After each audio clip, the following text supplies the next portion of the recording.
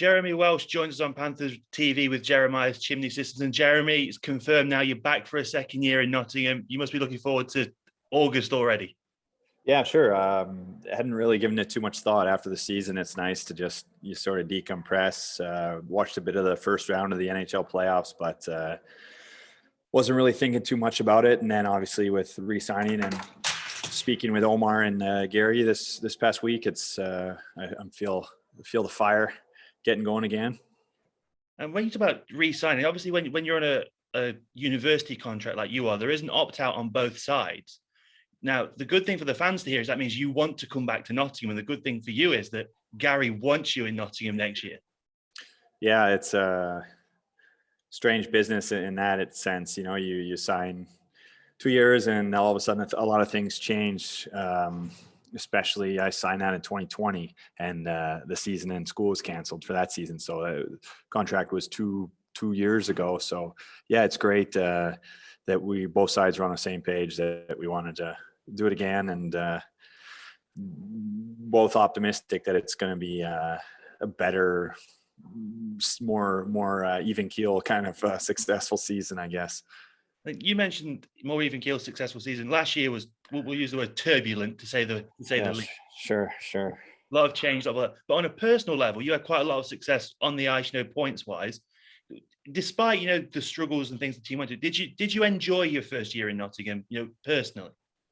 Yeah, I enjoyed it. I mean, as far as the success, I wouldn't. It looked good at the end of the year, but it was a slow start for me, and I certainly don't think that was the best I've got by any stretch. I think when the team's kind of a little bit in scrambles with the coaching change or the way we sort of played some stretches, it was tough sometimes to generate offense. And, luckily I think Boivin and myself had some good chemistry, and but it felt like we had to sort of scratch and claw to get goals and get on the board sometimes. Obviously it came easy sometimes at the end there when we played with Massimo Carozzo, it was really going. But I think being if the team's doing better, everyone's in a little bit better systems and control, things should happen a little bit easier, I would hope, for everybody. And you will have had conversations with CEO Omar Pasha and new head coach Gary Graham. They both got quite infectious personalities. They're very upbeat, there's a lot of energy there. How have your conversations gone with those two? Yeah, same feeling. Yeah, I spoke with Gary first, and he was, you could tell he was definitely excited to get there, and he was high octane guy. So that's good. And Omar as well. You could feel the passion he has for the business side, and I think it'd be great to have him. Obviously, last year, with Gary Moran and Deuce, and it was kind of the roles weren't really specific, I guess. So now he's full time there. He's obviously passionate about it, and he's engaged in it. So yeah, I think that's going to be great. And obviously Gary coming over, and he's on the come up as a coach. So I think it was exciting after speaking with both of them, for sure. And we can expect a lot of turnover in the roster this year. We've already seen some, the guys like Josh Tetlow, Ollie Betteridge moving on. Now you're coming. Matthew Myers is coming back. You're coming back. Now Matthew is a bit older than you, but you are part of that veteran core with him. Is that a responsibility you enjoy, sort of thing? Yeah. Well, Josh and Ollie, good luck to them. They both. I was happy for them and proud of them that they sort of took the chance and set off from home and took the risk to see what else is out there and just gain that experience. So I don't think that was a reflection on their feeling about Nottingham, but I was also in favor of both of them kind of setting out and seeing what else is out there.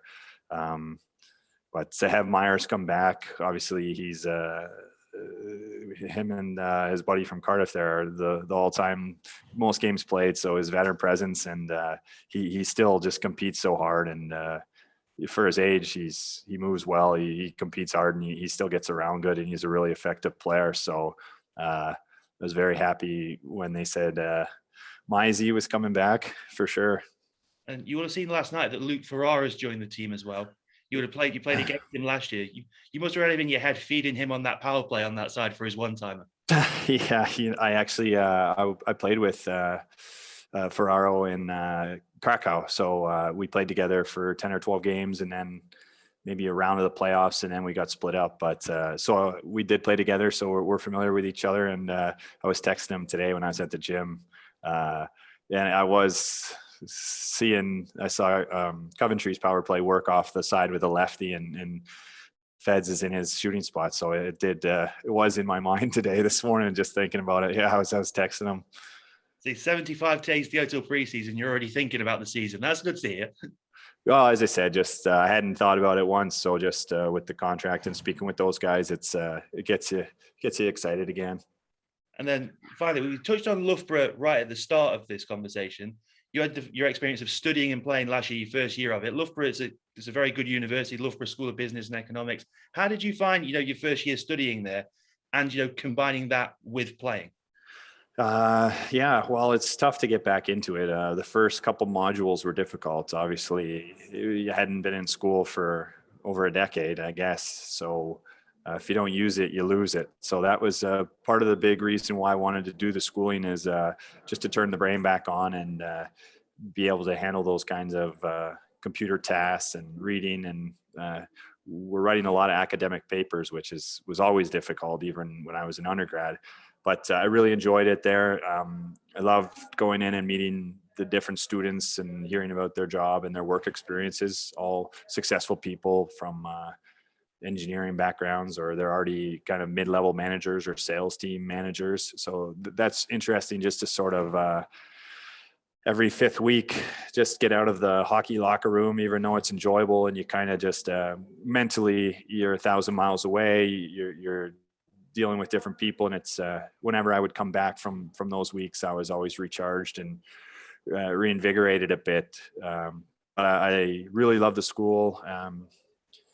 Since I've been attending there, I can understand how good of a school it is, and well respected in England. So yeah, I'm starting to double up some modules this summer. So I have in the library now, and I have 2 modules to do in July. So hopefully it gets easier and easier as my brain starts working a little bit smoother.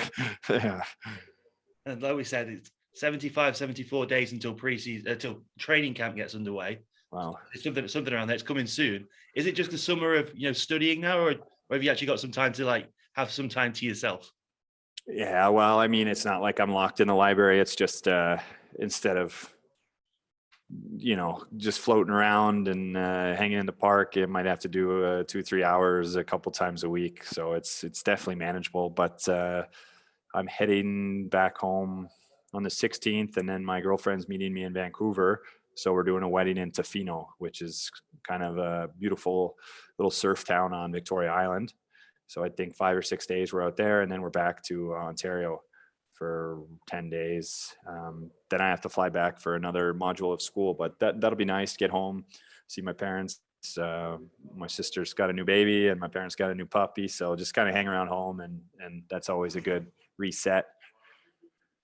Well, Yeah. Thanks for talking to us, Jeremy, and we'll let you enjoy the rest of your summer, but we'll see you very, very soon. Yeah, 75 days. That's crazy. Yeah.